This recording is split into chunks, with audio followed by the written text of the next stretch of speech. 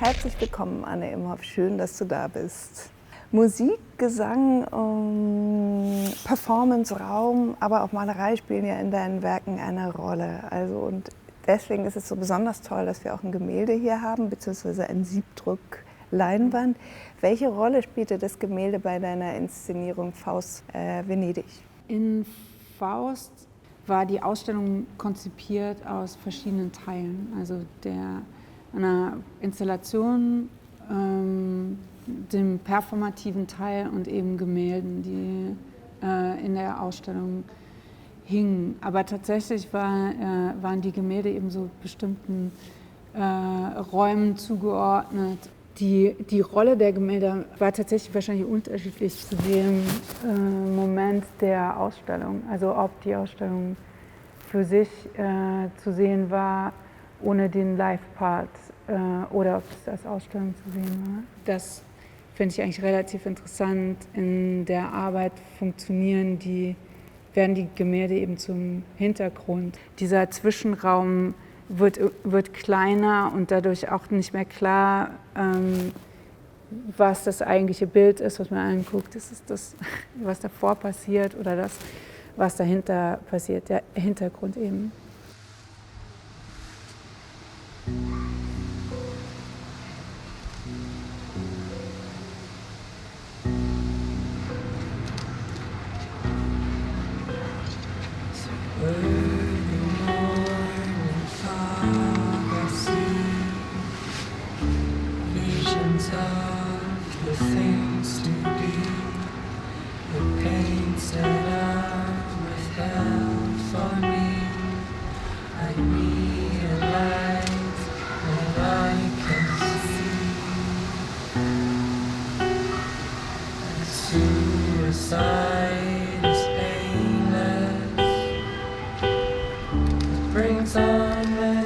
Und auf der anderen Seite hat gerade die Arbeit zu tun gehabt mit der großen Rolle von Fotografie, mit der Figur der Medusa, die Caravaggios Medusa, die teilweise die Bildfindung beeinflusst hat. Ich glaube, warum ich dann das ausgewählt habe und dieses Grau ausgewählt habe, was sich so fast mit der Leinwand verbindet und eben die Leinwand genommen habe, ist, weil es da so einen Moment von Selbstauslöschung gibt in der Arbeit, der mich interessiert. Ob das jetzt um die Selbstauslöschung des Porträts, um die Auslöschung des Abgebildeten geht oder der Figur, oder um die Selbstauslöschung des Künstlers oder der Kunst selbst. Darüber müsste ich nochmal nachdenken. Fotografie spielt ja eine große Rolle in deinem Werk. Also du fotografierst oft vorher und dann arbeitest du mit Nadine Fraschkowski, um nochmal nachher zu fotografieren, oder während der Performances, der Bewegung im Bild. Und auch das sind ja verschiedene Formen deiner Arbeit. Also das eine inspiriert das andere und entsteht auch unabhängig voneinander. Es ist ganz interessant für mich, weil diese Rolle der Fotografie mir ganz lang nicht so ganz klar war, weil es eben nicht mein Medium ist eigentlich. Weißt du, es hat sich immer wie so changiert immer zwischen eine Frage von Dokumentation, also was bedeutet das Bild, ist auch nicht mit in meinem Oeuvre zu finden, also die Fotografie als solche, die Fotografie von den Live-Performances auch nicht, also und selbst aber baut, glaube ich, ganz viel auf der Fotografie auf, das stimmt. Also sowohl die Bildfindung als auch Kreieren von Bildern im Zusammenhang mit anderen, was spielt in eine Bildfindung mit ein. Und in der Arbeit, glaube ich, im Studio oder im Hinarbeiten auf so eine größere Serie wie Faust oder Angst, gibt es immer diese wie so Bildarchive, oder es sind einfach Bilder, die ich sammle und dann kommen die zusammen an der Wand oder das ist fast so wie manchmal auch gar nicht, werden die noch gar nicht eins, die sind immer so einfach erstmal nebeneinander. Und die Bilder, die zuvor teilweise gemacht werden von Posen, Haltung, sind total wichtig für die Bildfindung, denke ich, im Werk. Ja, stimmt. Du hast mir auch mal erzählt, dass für dich auch die Zusammenarbeit mit bestimmten Performern oder Tänzern auch davon abhängig ist, ob die aus dem Format Bild, was ja oft ein eckiges ist, wiederum etwas in den Raum umsetzen können. Also dieses Verhältnis zu Figur und Rahmen und dann übertragen können ins Verhältnis zu Figur und Raum. Ja, ich denke, das aber hat fast erstmal nichts mit dem Medium zu tun, aber das Medium spielt, glaube ich, eine Rolle, um in einem Prozess das rauszufinden, was das Bild ist oder wie das in den Raum gesetzt wird.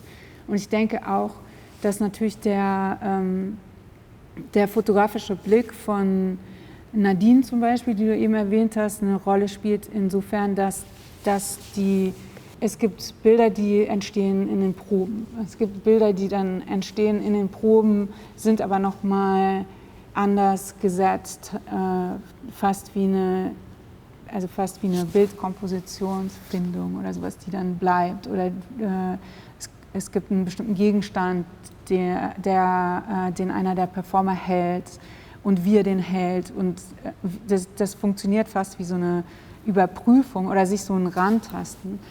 Also das ist so Teil dieser Arbeit, die im Studio passiert oder in den Räumen, in denen die Ausstellung hinterher stattfindet.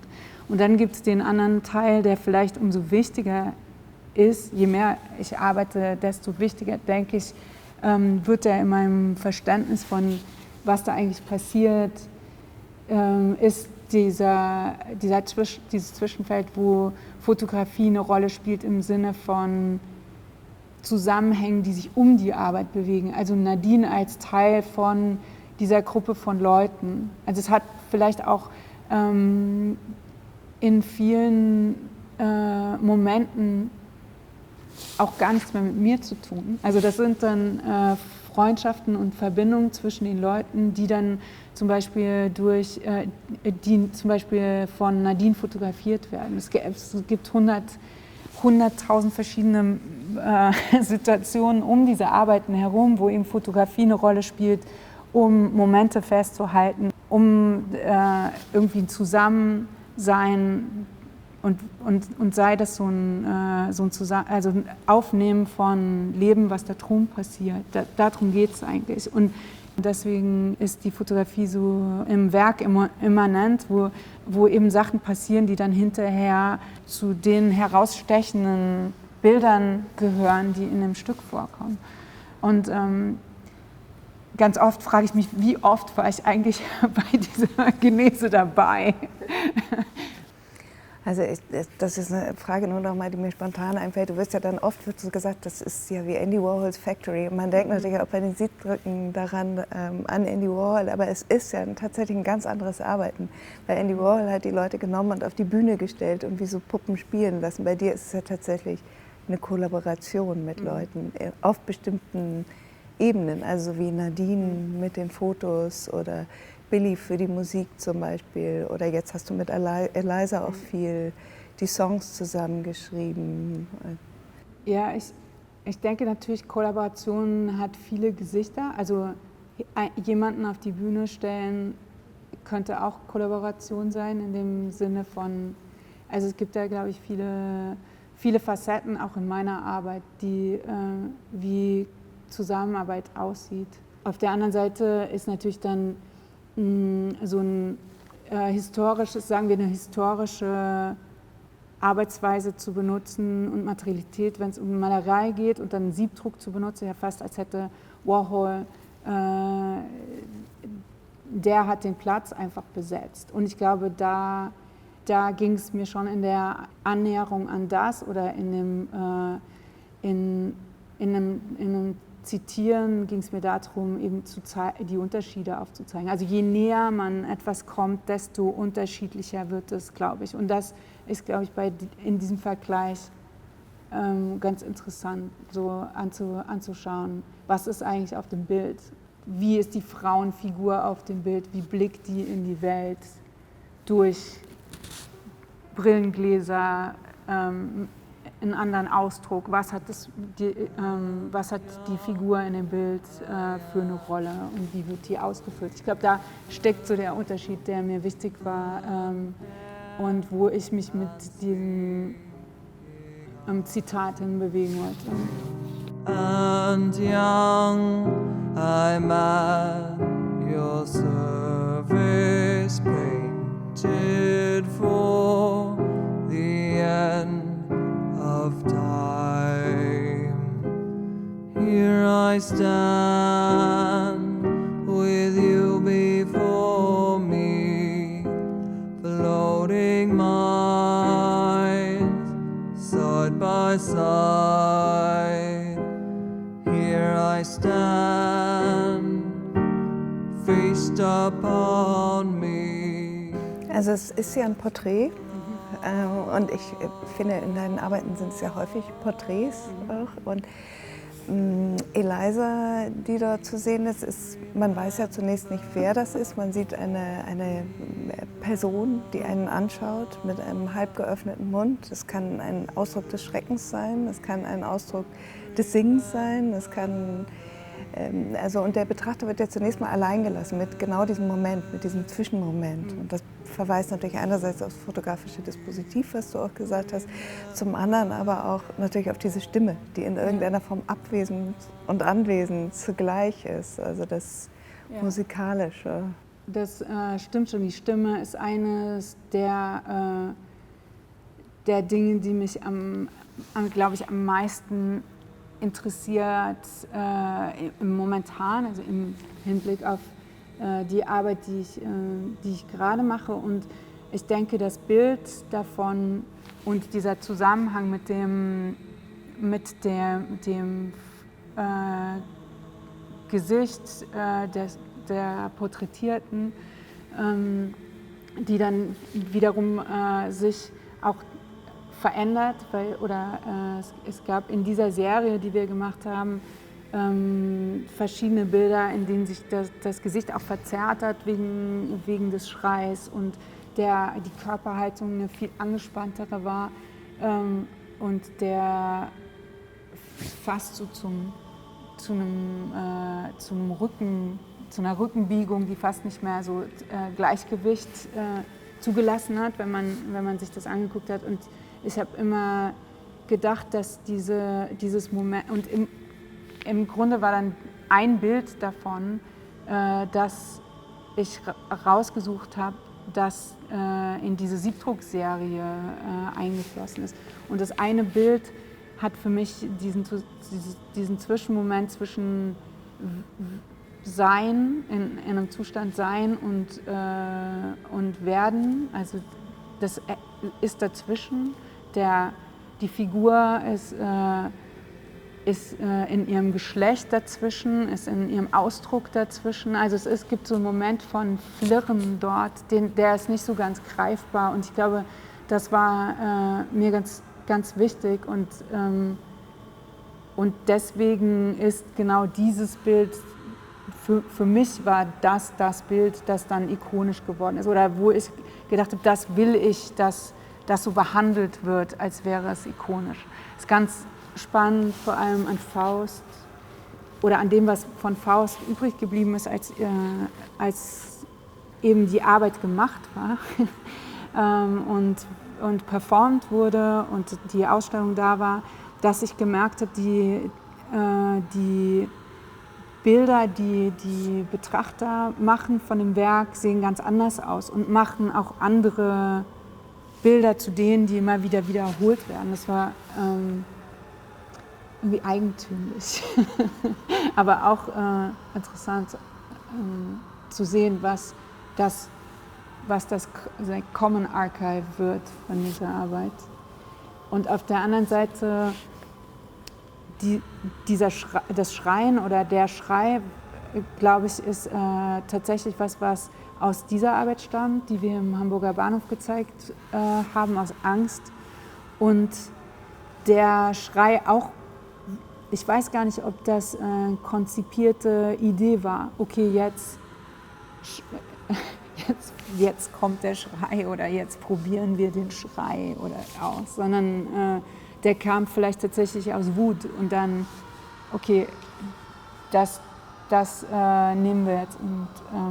Und dann habe ich Eliza aufgefordert, das nochmal zu machen. Natürlich gibt es da so ein Spannungsfeld, das auch relativ diese Arbeitsweise beschreibt und vielleicht auch Kollaboration beschreibt, die auch nicht immer angenehm ist. Also das ist auf gar keinen Fall angenehm.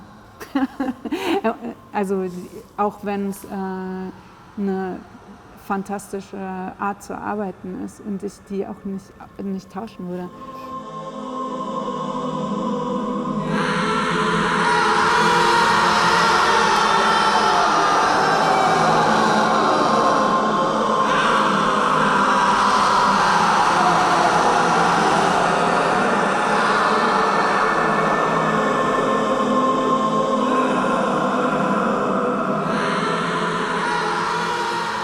Aber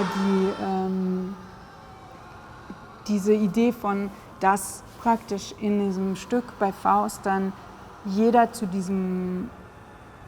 dieser einen Figur wurde. Also jeder hat sich praktisch aufgelöst in Medusa-Sein ab einem bestimmten Moment. Und ich glaube, das war was so eine Aneignungsmotivik ist, die in dem Werk passiert. Und dann hinterher weiß man nicht mal, was eigentlich war zuerst da. War das Bild und dann, oder war es eine Idee oder ein Gedanke von einem Schrei, der dann sich vervielfältigt hat? Ja.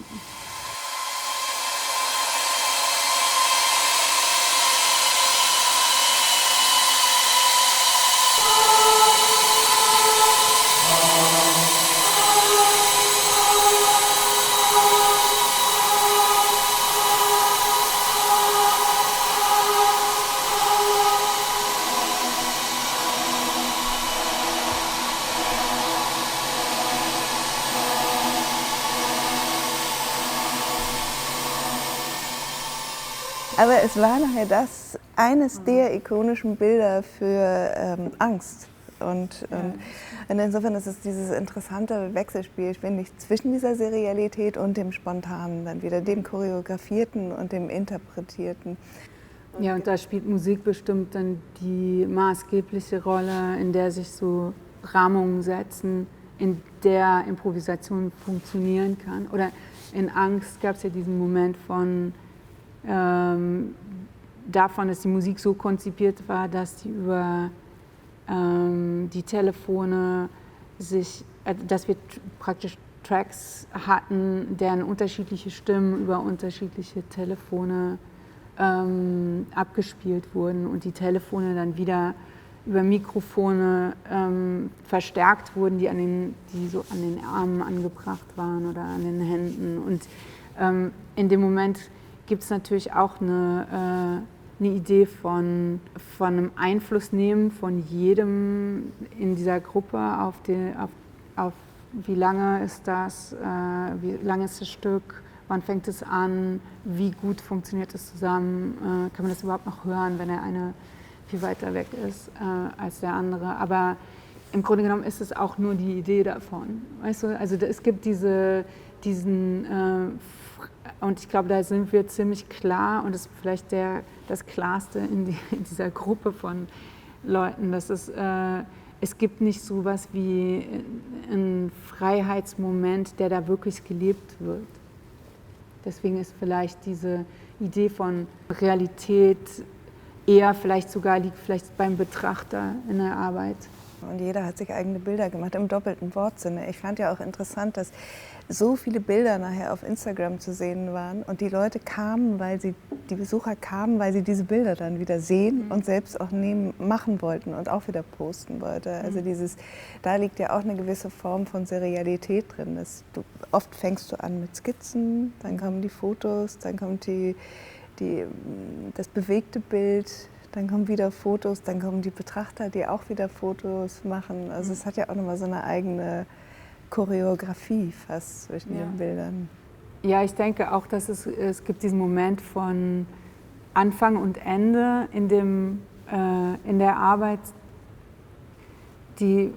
Das hat jetzt vielleicht weniger mit Serialität zu tun, aber mit zu sagen, also mit einer Zeitlichkeit und mit einem Ausschnitt aus dieser Zeitlichkeit, vielleicht so eher, und also wie sich das Bild manifestiert in dieser Zeitlichkeit,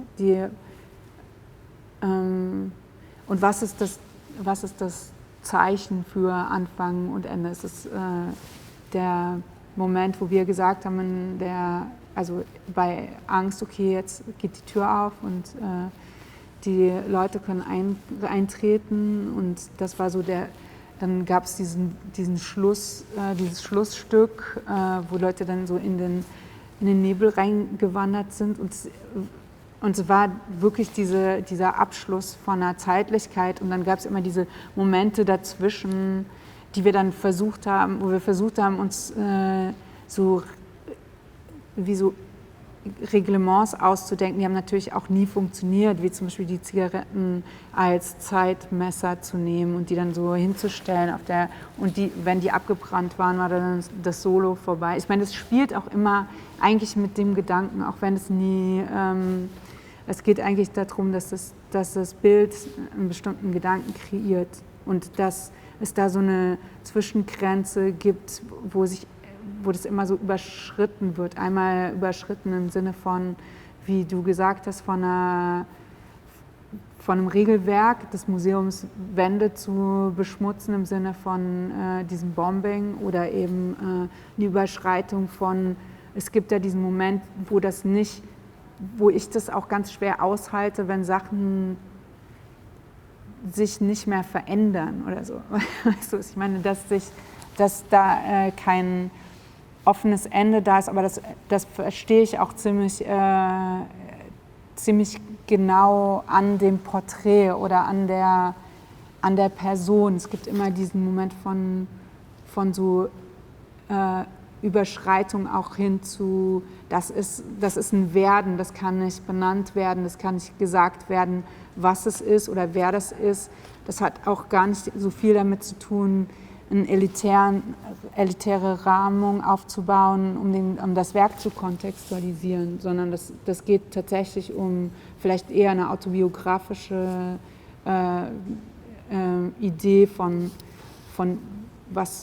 wer der Künstler ist und was das Wesen ist und wer der ist, der anschaut und der angeschaut wird. Aber dieses Werden und das Prozesshafte und das sich bewegen wird ja auch genauso wie dieses Foto eingefroren in dem Moment, wo du es auf Platte bandst. Mhm. Also was ist da? Ja. Das muss ein Wahnsinnsschritt sein, ja. Plötzlich zu sagen, okay, damit ist es fertig, das Stück aufgenommen, gemastert. Zum Beispiel die Arbeit an der Platte von jetzt zum Beispiel Faust oder eine Arbeit an der Musik von Angst war schon auch Neuland einfach für mich oder für uns. Die Idee, nochmal ins Aufnahmestudio zu gehen und Songs nochmal umzuschreiben und die für dieses Medium ist einfach ein anderes Medium, eine Platte zu machen und die Songs zusammen funktionieren zu machen für eine Platte.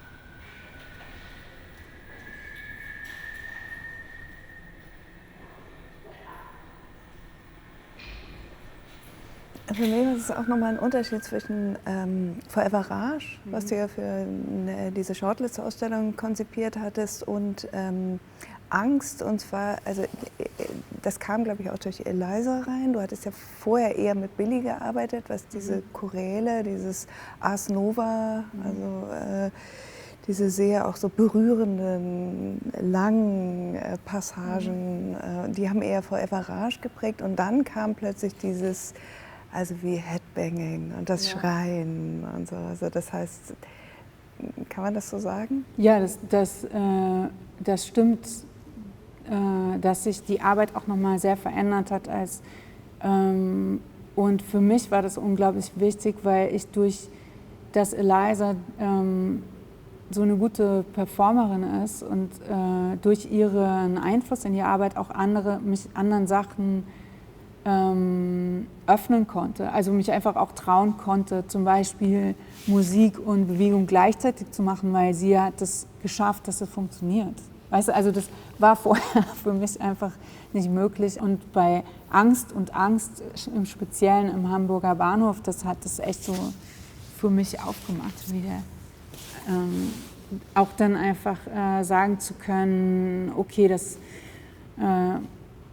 ist jetzt eine Oper und in der Oper funktionieren eben alle Sachen gleichzeitig, ohne sich davor zu scheuen oder auch mit dem Guten, also mit dem Wissen, dass man in Deutschland kaum zwei Sachen gleichzeitig machen kann, ohne gleich ein Gesamtkunstwerk abgeliefert zu haben und in eine ganz gerade Linie rein zu geraten mit Wagner und Beuys und Leuten, mit denen die man sich zwar angeguckt hat und sie für ihre Sache auch bewundert, aber ich glaube, die Lineages sind viel weniger geradlinig, als man das sich vielleicht wünscht, wenn man Sachen versucht einzuordnen. Ich finde, ich sehe bei dir zwei Komponenten. Das eine ist Malerei. Ich finde auch, wenn die Bewegung in den Bildern bleibt, das ist immer ein malerisches Werk. Und das andere ist aber eigentlich Musik. Also, und das fügt sich jetzt zusammen. Ne? Also es hatte auf jeden Fall es gab immer diese Verbindung, das stimmt schon. Und auch von dem Aspekt von mir als Performer oder meinem Interesse an dieser Arbeit, die fast angelegt ist wie ein Konzert. Da gibt es schon diesen starken Faszination damit einfach. Was ist das Konzert? Oder auch, obwohl wir in Angst ja total, ich glaube, zum ersten Mal so geschafft haben, eine Arbeit ohne Bühne zu was werden zu lassen, wo trotzdem ein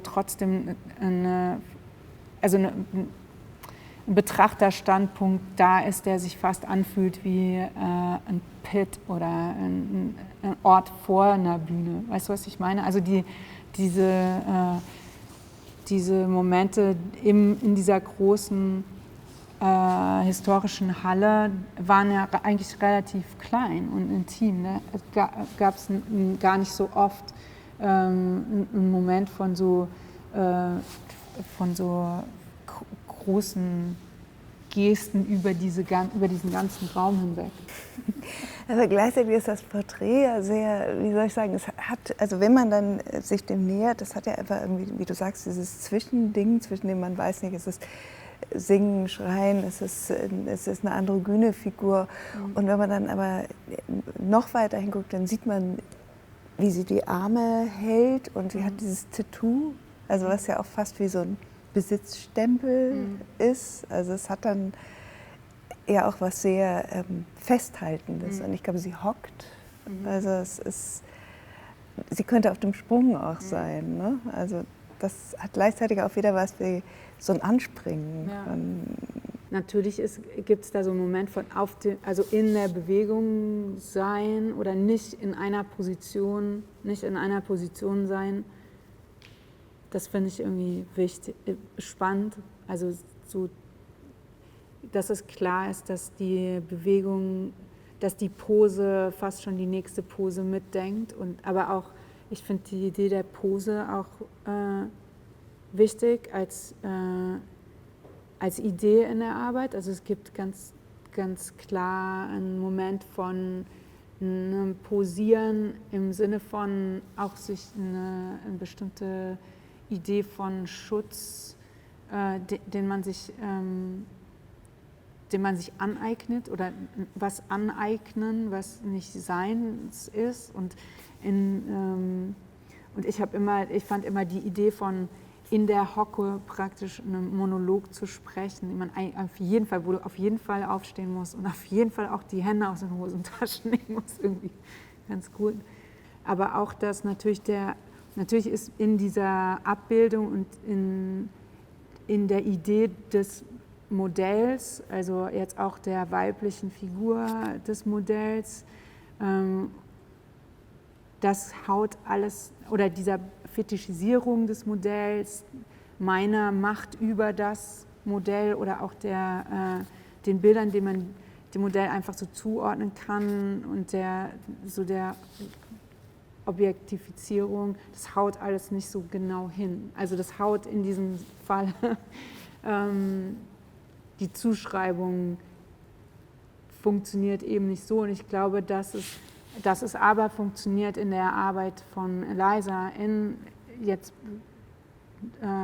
zu Angst, zu Faust und auch in der Rolle, die sie einnimmt, jetzt zum Beispiel in der neuen Arbeit, wo die Musik ziemlich, die wird von Eliza übernommen in dem neuen Projekt, was ich jetzt mache für den Palais de Tokio. Und es gibt so einen Moment, vor allem in Angst und in Faust, wo das eben, es findet eine Verallgemeinerung statt. Und und da bewegt sich Eliza fast wie so eine Figur durch verschiedene Figuren durch, spricht mit Metallzungen und das wiederum wird dann wieder aufgenommen. Und das ist fast wie so eine allgemeingültige Figur. Also jetzt diese Idee von der Muse, die gibt es nicht, weil die transformiert sich die ganze Zeit. Und man weiß auch jetzt nicht genau, was da los ist. Und das finde ich, glaube ich,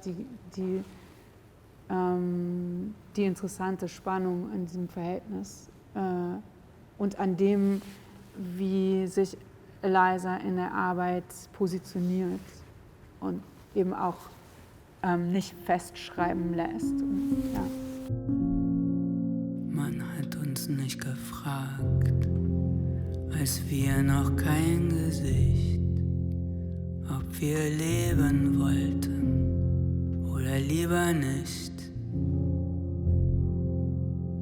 Jetzt gehe ich allein durch eine große Stadt und ich weiß nicht, ob sie mich lieb hat. Aber das ist auch in der Musik zu hören. Wir waren völlig gerührt, auch zum Beispiel von dem Spektrum der Songs, die da drauf sind. Dieser Marlene-Song zum Beispiel, das hat uns die Schuhe ausgezogen.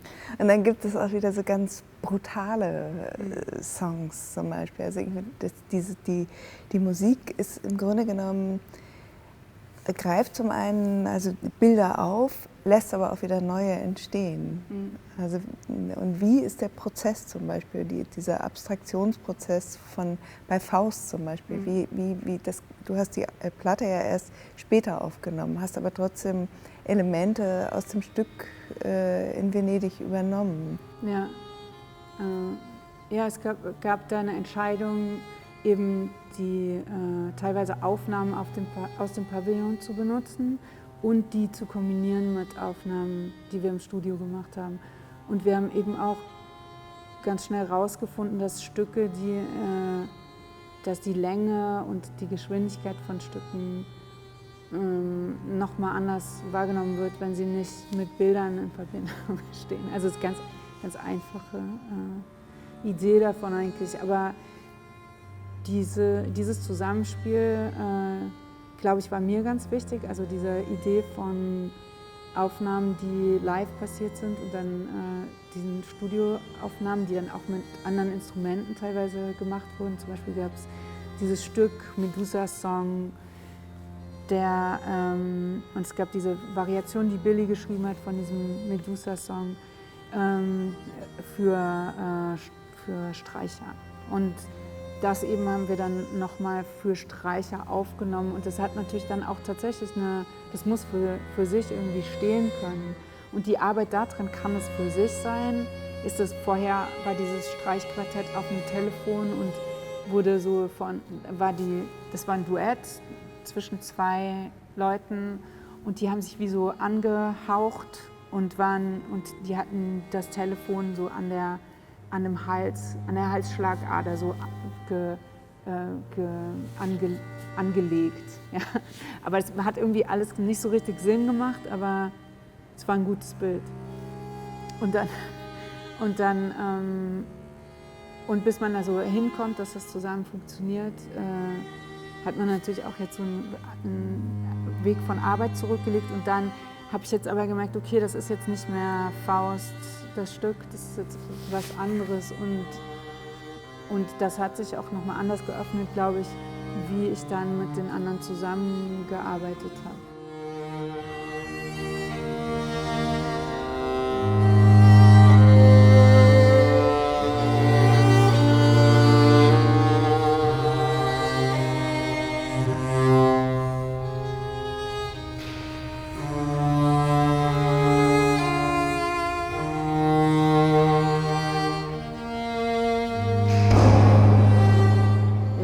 Sex jetzt, diese Platte, die du eben angesprochen hast, da war dieser Kollaborationsaspekt viel stärker. Also haben wir teilweise, Eliza hat einen Text geschrieben und ich habe aber gesungen zu einem Stück, was wir zusammen geschrieben haben. Es war so ein ziemlich intensiver Prozess, diese Platte zu machen. Es ging auch viel schneller und es gab irgendwie auch so einen ganz klaren Lied von Billy und Eliza und ich habe Melodien gemacht, aber ich habe die jetzt neben der Konzeption nicht vom Rechner gesessen und Snares generiert oder sowas.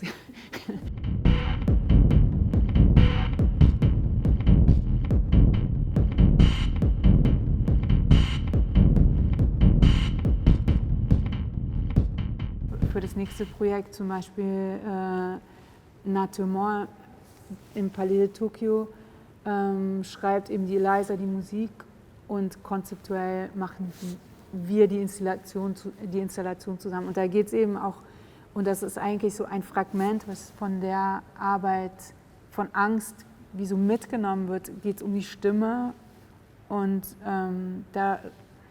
darum, wie die sich über alles wegbewegt und was die macht, wenn sie von dem Erzeuger der Stimme getrennt wird und wie das aussieht. Ja. Also ich finde ja auch die Motive, die musikalischen Motive, die du hast, ordnest du ja auch wieder Porträts zu. Also das war zumindest bei Angst so. Also das sind ja auch nochmal, das ist jetzt nur nochmal, um zurückzukommen zu diesem Zusammenhang Malerei und Musik. Also du hast auch musikalische Porträts in diesen Miniaturen, in den sich wiederholenden kleinen. Ja, stimmt. Es ging auch um so eine Zuschreibung, um der Zuschreibung willen auf jeden Fall, ein bisschen. Also vielleicht entsteht auch ganz oft was in einem ganz anderen Zusammenhang und wird dem dann aber zugeschrieben. Ich glaube, das funktioniert fast automatisch in der Arbeit, dass sich diese Dinge wie so zusammenfügen. Die werden dann so benannt und das ist dann das Thema und mit dem Thema, also gar nicht das Thema, aber es ist dann zum Beispiel, es war die Figur des Clowns, die da total prominent wurde bei Angst und die kam auch immer wieder hoch jetzt in den Arbeiten bei Faust und jetzt auch eigentlich wieder. Und es ist fast wie eine Figur, der dann bestimmte Attribute zugeschrieben werden, die hat aber eigentlich gar keinen Charakter im Grunde genommen. Die könnte auch aufgeteilt sein zwischen ganz vielen.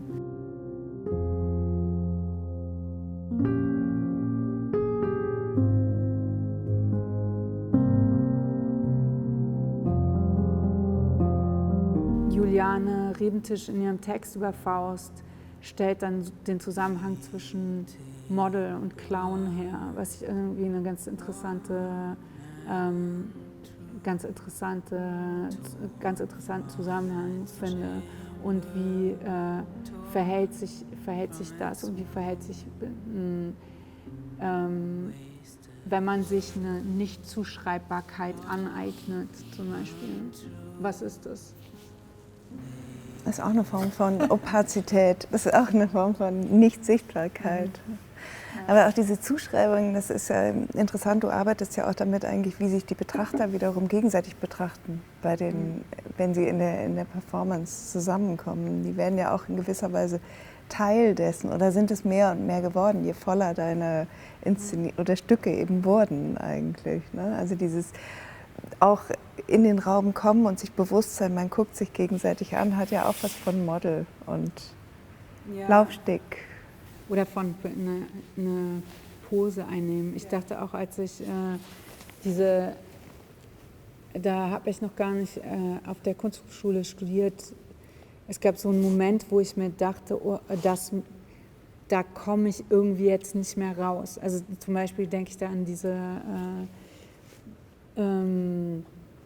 ich habe mir damals so eine Table Dance Bar angemietet im Frankfurter Bahnhofsviertel und habe habe Leute eingeladen, sich dort zu boxen. Also da gab es auch jemand, der das dann so besprochen hat, also gesagt, wer jetzt reinkommt und wie. Aber ich habe auch eine Band gecastet und die haben zusammen gespielt. Es war so eine Punkband und die die Kämpfer haben sich geboxt. Und es war total klar, die Musik, das war die einzige Regel, die Musik musste so lange sein, wie die sich geboxt haben und die mussten sich so lange boxen, wie die Musik spielt. Also da kam keiner mehr raus. Und ich habe das aber gar nicht, ich wollte einfach irgendeine Regel und die war das dann. Und dann und diesen Moment von so, wo ich nicht mehr weiß, wie komm ich da jetzt raus oder was ergibt sich in dieser Arbeit, oder es ist auch ganz oft, dass ich dann denke, okay, das ist so was wie, das verlässt so seine innere Struktur und das bekommt seine Bedeutung eigentlich nur, wenn man das anschaut, weil sonst macht es eigentlich gar keinen Sinn. Also für sich schon, deswegen ist natürlich der Unterschied zwischen einem solchen Bild, das irgendwie schon das drin hat, dass es absurd ist, weil natürlich hört es irgendwann auf, natürlich gibt es ein Ende davon, aber trotzdem lässt es das noch offen und zwischen einem Objekt oder einer Malerei, dieses Spannungsfeld interessiert mich. Und ich glaube, da versuche ich, mich irgendwie drumherum zu bewegen. Und ich denke, diese Idee von, dass ich kann manchmal gar nicht anders, als immer so rauszugehen aus dieser Arbeit. Es hat vielleicht auch ich habe auch Angst davor, so ins Detail zu sehr zu gehen in den Arbeiten. Manchmal zeigt sich das, manchmal kriege ich es dann doch irgendwie hin, dass die Sachen so in der richtigen Reihenfolge nebeneinander liegen. Ja. Aber das ist interessant. Also eigentlich ist das ja dein erstes Stück gewesen, dieses Konzert. Und auch das war schon so, Musik definierte den Anfang und das Ende. Also es ist eigentlich bis jetzt so. Ja. Ne? Also auch wahrscheinlich gut, dass ich noch nicht drüber nachgedacht habe, ob das jetzt Kunst ist oder nicht. Wahrscheinlich hätte ich sonst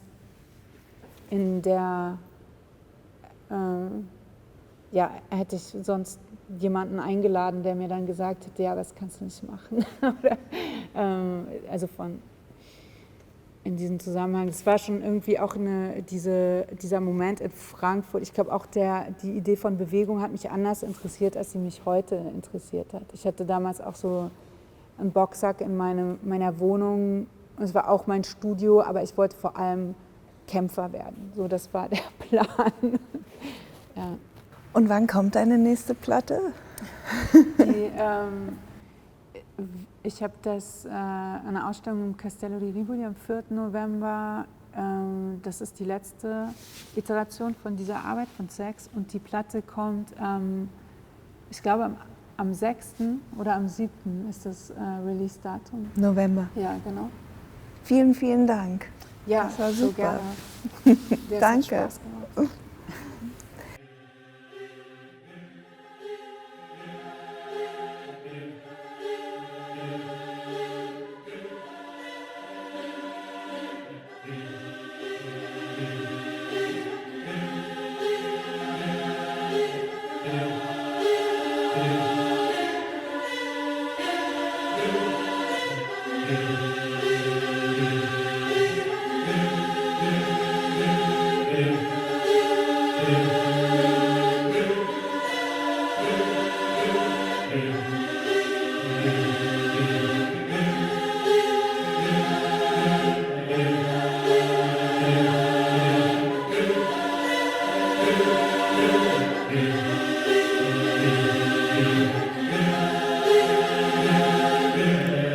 Aha.